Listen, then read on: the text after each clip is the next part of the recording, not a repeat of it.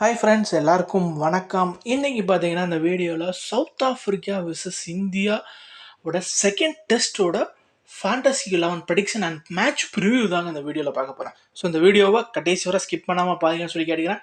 So first time நம்ம சேனலுக்கு வரீங்கன்னா மறக்காமல் சப்ஸ்கிரைப் பண்ணுங்கள். சப்ஸ்கிரைப் பண்ணிட்டு பக்கத்தில் இருக்க பெல் ஐக்கானை கிளிக் பண்ணிக்கோங்க. கீழே டிஸ்கிரிப்ஷன் பாக்ஸில் டெலிகிராம் சேனலோட லிங்க் இருக்குது.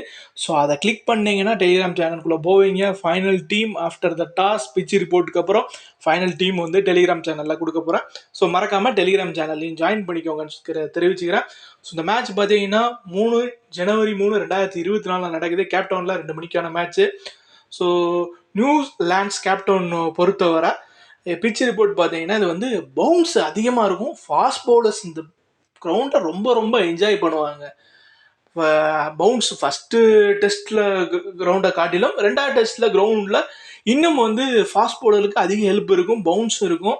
ஸோ இது எல்லாமே ஃபாஸ்ட் பவுலர்ஸ் ரொம்ப ரொம்ப ரொம்ப என்ஜாய் பண்ணுவாங்க. ஃபாஸ்ட் பவுலர்ஸ்க்கான கேம்னு கூட நம்ம சொல்லலாம். லாஸ்ட் 2 நாளில் வந்து ஸ்பின்னர்ஸ்க்கு சப்போர்ட் பண்ணணும்னு சொல்லியிருக்கிறாங்க. So win the toss choose to bowl is the correct சாய்ஸாக இருக்கும். ஸோ டாஸ் வின் பண்ணுற டீம் வந்து பவுலிங் தான் பண்ணுவாங்க. ஸோ ஃபஸ்ட் பேட் பண்ணுற டீம் கண்டிப்பாக ஸ்ட்ரகிள் ஆவாங்க அந்த பவுலர்ஸ் ஃபேஸ் பண்ண. ஸோ அதுதான் பிச் ரிப்போர்ட் சொல்லுது.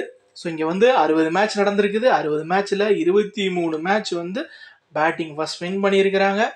பவுலிங் ஃபர்ஸ்ட் 25 மேட்ச் வின் பண்ணியிருக்கிறாங்க. First innings average score 325, second innings average score 292, third innings average score 234, fourth innings average score 163. Highest total பார்த்தீங்கன்னா 651 run south Africa ஆஸ்திரேலியாவுக்கு எதிரான அடித்தது. லோயஸ்ட் பார்த்தீங்கன்னா south Africa இங்கிலாந்துக்கு எதிராக 35 ஆல் அவுட். ஸோ இதுதான் lowest ரெக்கார்டாக இருக்குது. இப்போ 2 டீமோட ப்ராபபிள் பிளேயிங் 11 பொறுத்தவரை, ஸோ இந்தியாவை பொறுத்தவரை 2 சேஞ்ச் எதிர்பார்க்கலாம். ரவீந்திர ஜடேஜா உள்ளே வராரு, அஸ்வின் வெளியே போகிறாரு. தென் முகேஷ் குமார் உள்ளே வராரு, பிரசித் கிருஷ்ணா அவர்கள் வெளியே போகிறார். ஸோ இந்த 2 change. So Jaiswal and Rohit Sharma opening இறங்குறாங்க. சுப்மன் கில் நம்பர் 3 வராரு, விராட் கோலி நம்பர் 4, KL ராகுல் நம்பர் 5, ஸ்ரேயஸ் ஐயர் 6, ரவீந்திர ஜடேஜா, சர்குல் தாகூர், ஜஸ்பிரீத் பும்ரா, முகமது சிராஜ், முகேஷ் குமார். இதுதான் இந்தியாவோட ப்ராபபிள் பிளேயிங் 11 இருக்குது. ஜெய்ஸ்வால் வந்து கொஞ்சம் ரன்ஸ் அடிக்க கஷ்டப்பட்டார், போன மேட்ச் பார்த்துருந்தோம். ரோஹித் சர்மா ரொம்ப கஷ்டப்பட்டார். கில்லும் அதே கதை தான். விராட் கோலி பரவாயில்லாமல் ஆடினாரு. KL ராகுல் சூப்பராக பர்ஃபார்மன்ஸ் பண்ணுறாரு. ஸ்ரேயஸ் ஐயருக்கு மறுபடியும் அந்த ஷார்ட் பால் பிரச்சனைகள் இருக்குது. ஸோ வேர்ல்டு கப்பில் கொஞ்சம் சரியாக இருந்தது, இப்போ மறுபடியும் அந்த ஷார்ட் பால் பிரச்சனை இருக்குது. ஸோ இந்தியா பேட்ஸ்மேனுக்கு என்ன பிரச்சனை இருக்குன்னா, சவுத் ஆஃப்ரிக்காவோட ஃபாஸ்ட் பவுலர்ஸை எப்படி சமாளிக்க போகிறாங்க, இதுதான் இந்தியன் பேட்டிங்கோட மிகப்பெரிய சவாலாக இருக்கும். ஸோ பவுலிங்கில் சிராஜ் நல்லா பண்ணுறாரு, பும்ரா நல்லா பண்ணார், முகேஷ் குமார் எப்படி பண்ண போகிறாருன்னு பார்க்கலாம். சர்குல் தாகூர் இப்போ தான் ப்ராக்டிஸ் ஆரம்பிச்சிருக்காரு, லைட்டாக பந்து தாக்குனதில் கொஞ்சம் ப்ராக்டிஸ் பண்ணலை. ஸோ ஆடுவார் சொல்கிறாங்க. ஸோ அவர் கண்டிப்பாக 11ல் இருப்பார். சவுத் ஆஃப்ரிக்கா பொறுத்தவரை டீன் எல்கரோட last match Tony de Zorzi, Petersen, Aiden Markram, Temba Bavuma, Kyle Verreynne, Marco Jansen, Keshav Maharaj, Gerald Coetzee, Lungi Ngidi, Rabada. So இதுதான் வந்து சவுத் ஆஃப்ரிக்காவோட பிளேயிங் 11. ஸோ இதில் வந்து கோட்ஸே அவர்கள் வந்து இடம்பெற மாட்டார். ஸோ அவருக்கு பதிலாக பர்கர் ஆடுவார். கோட்ஸே அவர்கள் இன்ஜுரி காரணமாக வந்து ஸ்குவாட்ல இருந்து வெளியே இருந்திருக்கிறாரு. மற்றபடி அவங்க டீம் செம ஸ்ட்ராங்காக இருக்காங்க. ஸோ ரொம்ப ஆச்சரியப்படுற மாதிரி தான் அவங்களோட பெர்ஃபார்மன்ஸ் இருக்குது. பவுலிங்கில் மார்க்கோ ஜான்சன் கலக்கிறாரு, ரபாடா கலக்கிறாரு, பர்கர் கலக்கிறாரு, ஸ்பின்ல கேசவ் மகாராஜ். ஸோ இவங்க டீம் வந்து பக்காவான இருக்க. ஹோம் டீம் கண்டிப்பாக அவங்களோட அட்வான்டேஜை எடுத்துப்பாங்க. இந்திய அணிக்கு எல்லா வாதத்துலேயும் வந்து சவுத் ஆஃப்ரிக்கா ஒரு சவாலாக இருப்பாங்கங்கிறத நம்ம உறுதியாக நம்பலாம். ஸோ உங்களோட ஸ்மால் லீக் ஹெட்வுட் கான்டெஸ்ட்கான கேப்டன் வைஸ் கேப்டன் சாய்ஸஸ் பார்த்தீங்கன்னா டீன் எல்கரும் விராட் கோலியும் சேஃபஸ்ட் சாய்ஸாக இருப்பாங்க இன் ஸ்மால் லீக்கில். GL பொறுத்தவரை நீங்கள் ககிசோர் ரபாடாவையும் ஜஸ்பிரீத் பும்ராவையும் கேப்டன் அண்ட் வைஸ் கேப்டன் சாய்ஸஸாக எடுத்துக்கலாம். ஸோ ஃபேண்டசி டிப்ஸை பொறுத்தவரை சவுத் ஆஃப்ரிக்கா பவுலிங் ஃபர்ஸ்ட் பண்ணுறாங்க அப்படின்னு பார்த்தீங்கன்னா நீங்கள் வந்து ககிசோ ரபாடா அண்ட் மார்க்கோ ஜான்சனே கேப்டன் அண்ட் வைஸ் கேப்டனாக வந்து எடுத்துக்கலாம். ஜிஎல்ல. ஸோ இதுதான் இந்த ஃபேண்டசி 11 இருக்க போது. இந்தியன் பிளேயர்ஸ் பொறுத்தவரை விராட் கோலி ஸ்டாட்ஸ் பார்த்தீங்கன்னா batting average in South Africa 52 வச்சிருக்கிறாரு.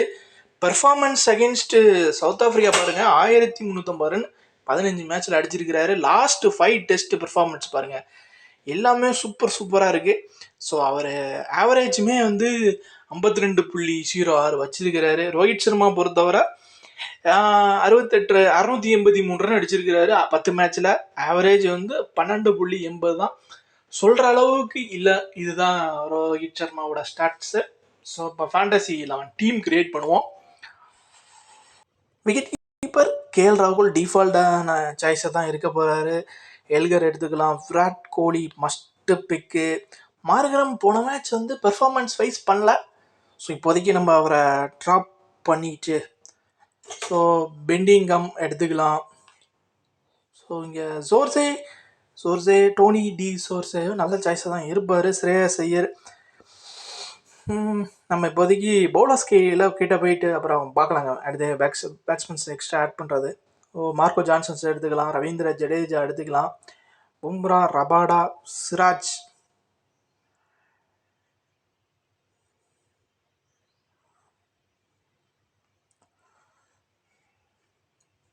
பர்கர். ஸோ பர்கர் நல்ல சாய்ஸ்.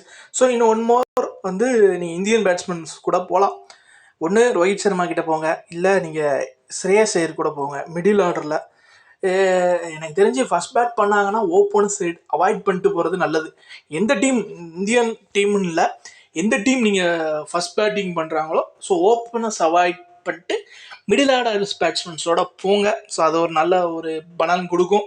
ஸோ இதுதான் டீம், பார்த்துக்கோங்க. ஸ்ரேயஸ் ஐயர் இடத்துல நீங்கள் ரோஹித் சர்மா கூட போகலாம். இல்லைன்னா இன்னொரு சவுத் ஆஃப்ரிக்கா பேட்ஸ்மேன் டோனி சோர்சே போகலாம், மார்கரம் போகலாம், பெட்ரசன் இருக்கிறாரு. அந்த நிறைய சாய்ஸஸ் இருக்குது. பட் அது இப்போதைக்கு நான் இந்த டீம் கொடுத்துருக்கிறேன். ஸோ ஃபைனல் டீம் டாஸ் எல்லாம் பார்த்து டிபெண்ட் பண்ணி கொடுக்குறேன். இதுவே நீங்கள் ஸ்மால் லீக் போடுறீங்க, ஹெட்வுட் கான்டெஸ்ட் போடுறீங்க அப்படின்னா இந்த captain and vice captain choice இப்படி நீங்கள் எடுத்துக்கலாம். இல்லை நான் வந்து ஒரு ஜிஎல் போடுறேன் அப்படிங்க, ஜிஎல் போடுறவங்களுக்கு மார்கோ ஜான்சன், பும்ரா ஒரு நல்ல சாய்ஸாக இருப்பாங்க. ரபாடா, பும்ராவும் ஒரு நல்ல சாய்ஸாக இருக்கும் ஜிஎல் போடுறவங்களுக்கு. ஸோ பார்த்துக்கோங்க. ஜடேஜாவை கூட ஒரு வைஸ் கேப்டன் சாய்ஸஸ் நீங்கள் ட்ரை பண்ணலாம். Marco Jansen captain, tall fast bowler, left hander. So இது ஒரு பெரிய அட்வான்டேஜ் இருக்குது அவருக்கு. அப்படியே நீங்கள் ட்ரை பண்ணலாம். ஜிஎலுக்கு சொல்கிறேன், கொஞ்சம் டிஃப்ரெண்ட்டாக ட்ரை பண்ணுங்கள் ஜிஎல்ல. ஸோ இது இப்போதைக்கான டீம் தான். ஃபைனல் டீம் கீழே டெலிகிராம் சேனலில் கொடுத்துருக்கேன். ஸோ மறக்காமல் ஜாயின் பண்ணிக்கோங்க. ஜாயின் பண்ணிட்டு சேனலை சப்ஸ்கிரைப் பண்ணுங்கள். சப்ஸ்கிரைப் பண்ணிட்டு பக்கத்தில் இருக்க பெல் ஐக்கானை கிளிக் பண்ணிக்கோங்க. ஸோ ஆஃப்டர் த டாஸ்க் அப்புறம் டெலிகிராம் சேனலில் வந்து சந்திக்கிறேன். பாய்.